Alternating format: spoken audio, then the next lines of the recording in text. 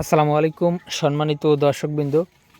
আজকে আপনাদেরকে যে ঘাসটি দেখাচ্ছি এটি মূলত আমেরিকান 5G অর্থাৎ গুয়াতিমালা হাইব্রিড ঘাস। দর্শক, এই ঘাসটি যেমন পুষ্টিগুণে ভরপুর তেমন কিন্তু ফলনও হয়। দেখেন, এই ঘাসের কিন্তু শুধু ডাঁটাই দেখা যায়, পাতাই দেখা যায়। দেখেন, একেবারে গোড়ালিতেও কিন্তু একটি কিংবা দুইটি কাটিং হবে, এর বেশি কিন্তু দুইটি কাটিং বের করতে কষ্ট হবে।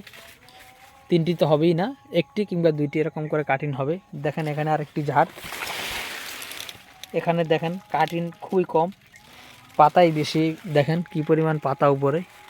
দর্শক, এই গাছটি পাতা যেরকম অনেক বেশি হয় তেমন কিন্তু পাতা অনেক মোটা হয় এবং চ্যাপ্টা হয়। দেখেন,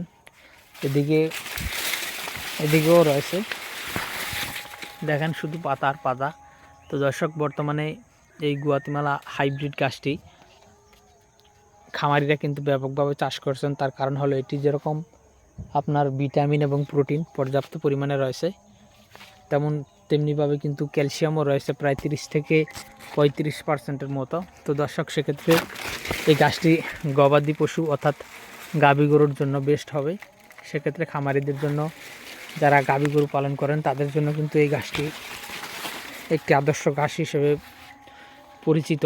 তো দর্শক শ্রোতা, আপনারা যারা এই গাছটি লাগাতে চান তারা আমাদের কাছ থেকে এই গুয়াতিমালা ঘাসের পরিপক্ক এবং ভালো মানের কাটিং সংগ্রহ করতে পারেন।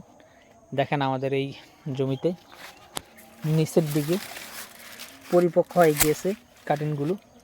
দর্শক, আপনারা হয়তো অনেকের মুখে শুনে থাকবেন যে গুয়াতিমালা ঘাস কাটিং হতে প্রায় 8 মাস লাগে। আমাদের এই গাছগুলো প্রায় 7.5 থেকে 8 মাসের মতোই বয়স হয়ে গিয়েছে।